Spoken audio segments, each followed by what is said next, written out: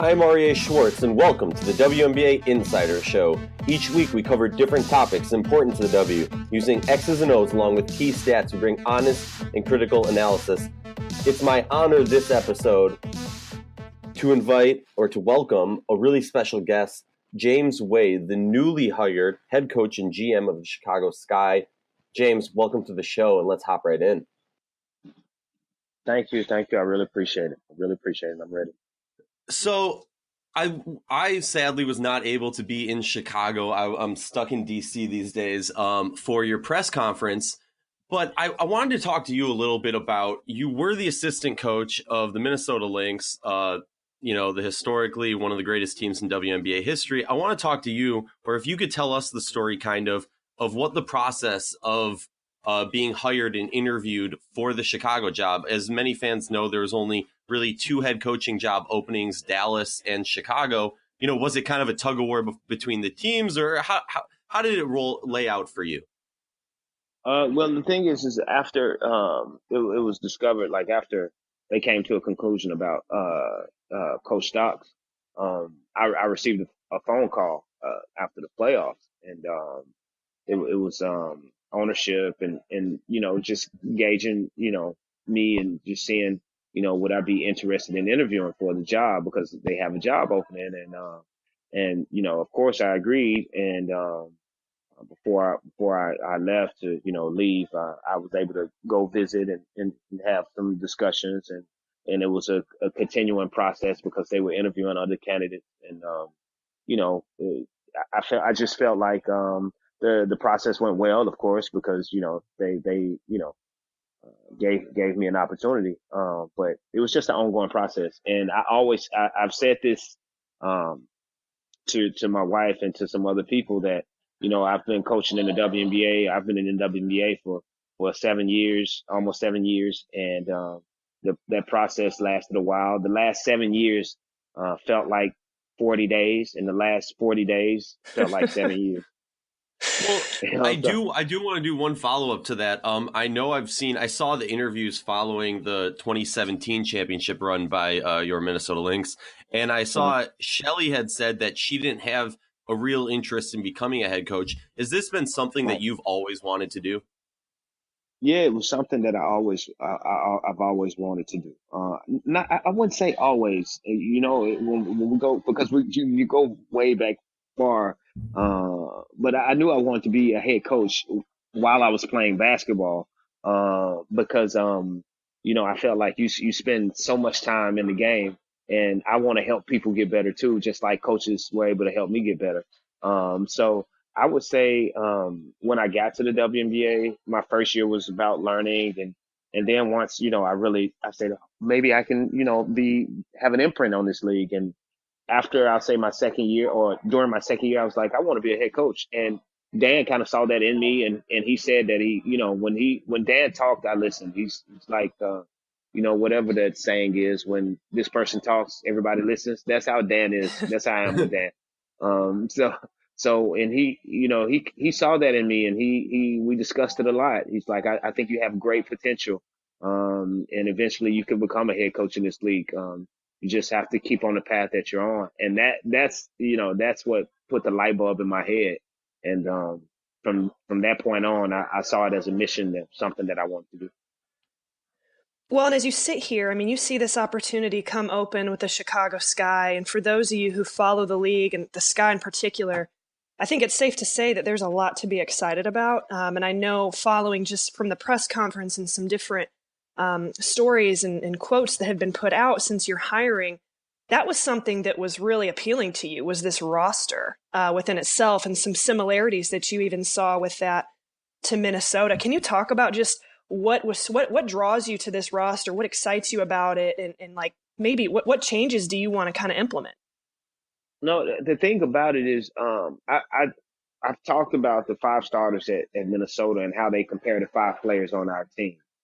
And you see the similarities, and we talked about the 5 starters pre-Seal, with Janelle McCarville, with Bronson and the players. We don't have a player that can duplicate what Seal does, but it's very exciting, especially with the young athletes and the talent. And you saw the turnaround that Coach Collin had with Atlanta, and how they were able to get after it defensively. And you look at some of their analytic stats and stuff like that, and how they were able to limit players, and it was exciting.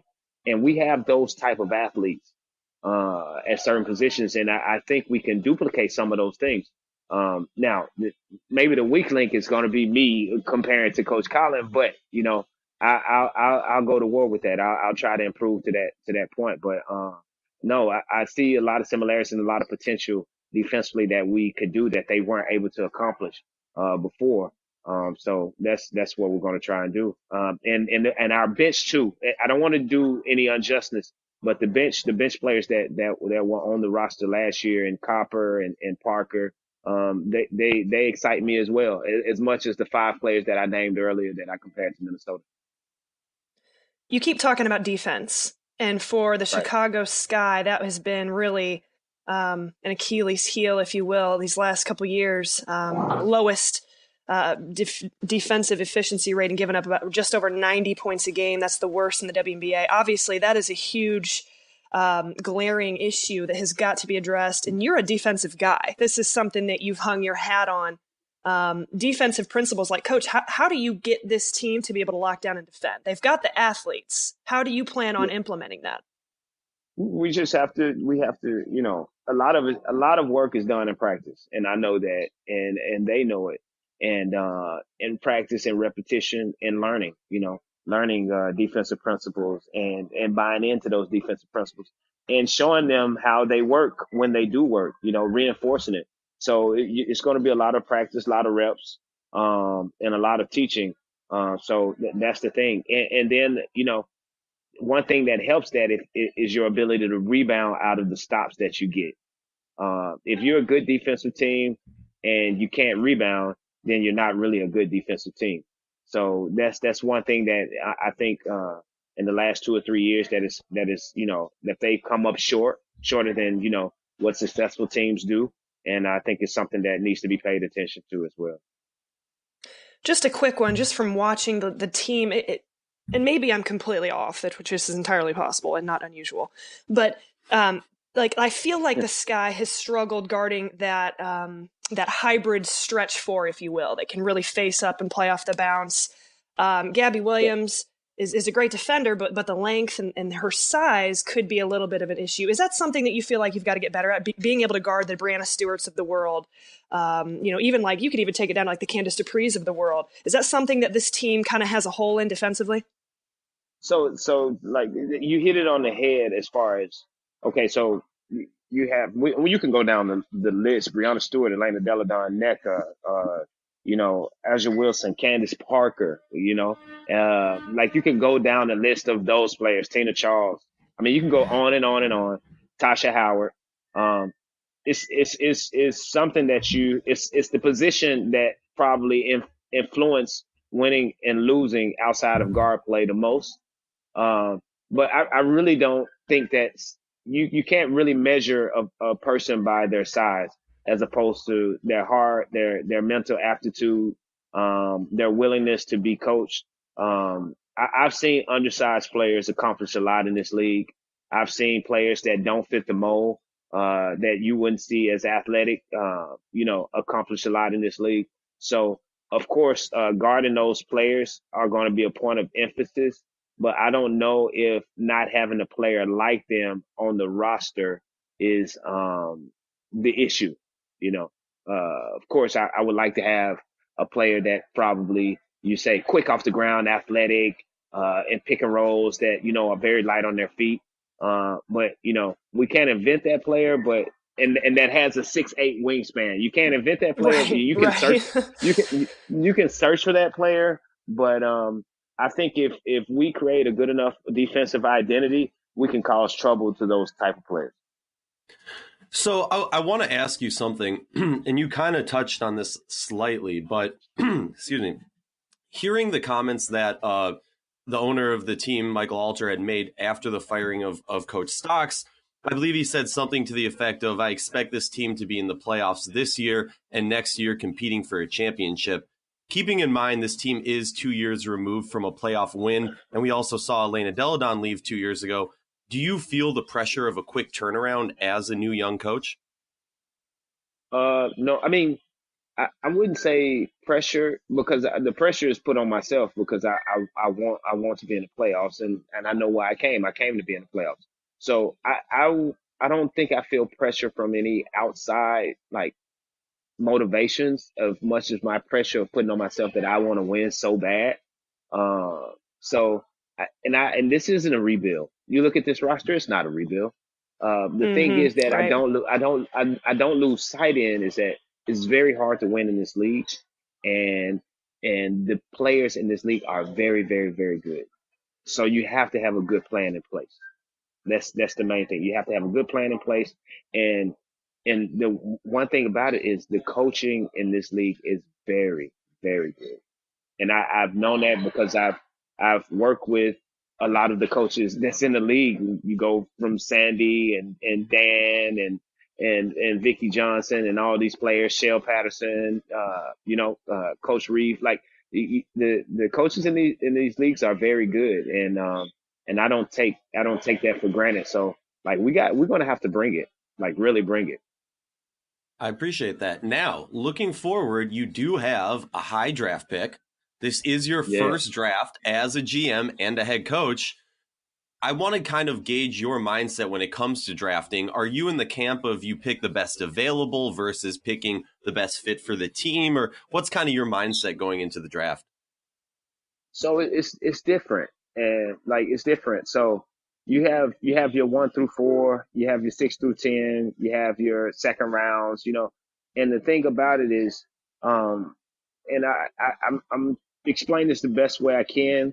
We have a fourth pick, and when you look at college players, you're looking at maybe 6 in this draft. You maybe say who's the impact players, who's the impact players, who's the players that potentially could have impact, but they need maybe 2 or 3 years to develop, and who's that surprise person, that maybe they're underrated, like an Ariel Atkins, where if you look at her, you're not saying that this is a top 4 talent, but off your mind. I mean, maybe Tebow did, and that's why he's so good, But you're saying, okay, maybe that she's going to go. Yeah, you know what I mean, and like maybe 5 or 6, but he does that. He's done that before. He does that. We know he's a great judger of talent, and he's a great developer of talent. But like so it's different players that you put in different categories. And I don't know if everybody had her in the top 2, kind of player or top 3 type of player. But she proved that if you choose her at 2 or 3, maybe that's where she belongs, or you never know. Even though I will argue that because I think I have 2 of the top 3 rookies last year, but Aryeh Atkins had, shout out to Aryeh Atkins, she had a great year. That was an amazing year. Yeah, but the thing about it is 4, you want that to be an impact player. You want it to be an impact player. If area of concern for me, I'm just throwing something out there. If an area of concern for me was I want one of those 4s that you were talking about, but that player that fits that mold is probably an 8 or 9 pick. Then you have to debate ways of getting around that. I'm not saying that's what's happening because maybe that's not the case, but I think in the top 4 you have to take the best player available. That's to make a long story short. In the right. Top 4 you have to take. It's not an easy that was a good way to question, make a that is long for story sure. short, right? That was a good way. That was a good way to do it.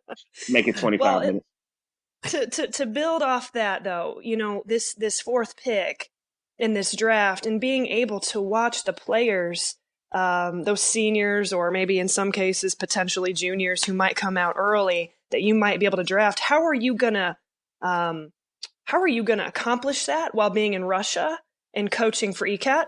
And also talk about the benefits of being over there in EuroLeague and around the players that are currently in the WNBA constantly, and not to mention being able to coach one of your players. That's a lot to juggle in terms of different duties and responsibilities. Well, I mean, the thing is that it it I get a free scout report. You know, like I know how to stop junk Right. whale. Right. I know how to stop BG. I just and no, I'm joking, but I'm kind of joking.